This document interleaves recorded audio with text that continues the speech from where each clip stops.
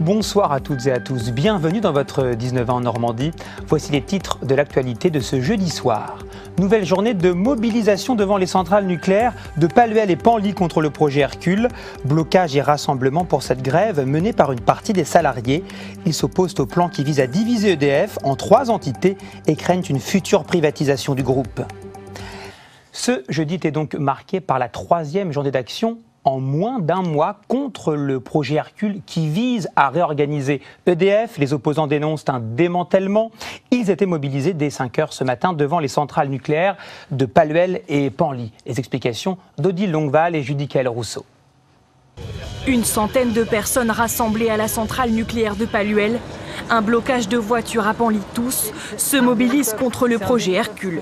Mené par l'État et la direction d'EDF, il prévoit la segmentation de l'entreprise en au moins 2 parties. Le nucléaire resterait détenu par l'État. La distribution et les énergies renouvelables seraient ouvertes aux capitaux privés.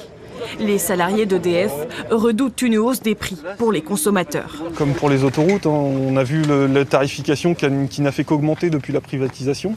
EDF, ce sera la même chose, ce sera potentiellement plus EDF, donc il y aura plein de vendeurs qui iront à des tarifs, ça va qu'à la hausse quand c'est des opérateurs privés. Une hausse qui pourrait se traduire aussi dans les impôts des Français.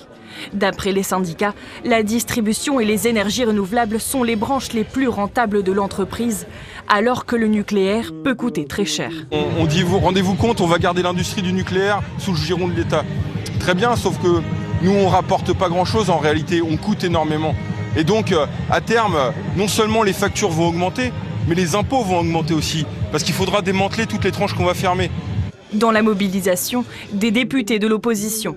À gauche comme à droite, ils veulent faire partie des discussions et prévoient la proposition d'un référendum d'initiative partagée. Est-ce qu'un sujet qui fait appel à la France, qui pose la question de la souveraineté de la France, ne peut pas être discuté en catimini entre l'Élysée et la Commission européenne?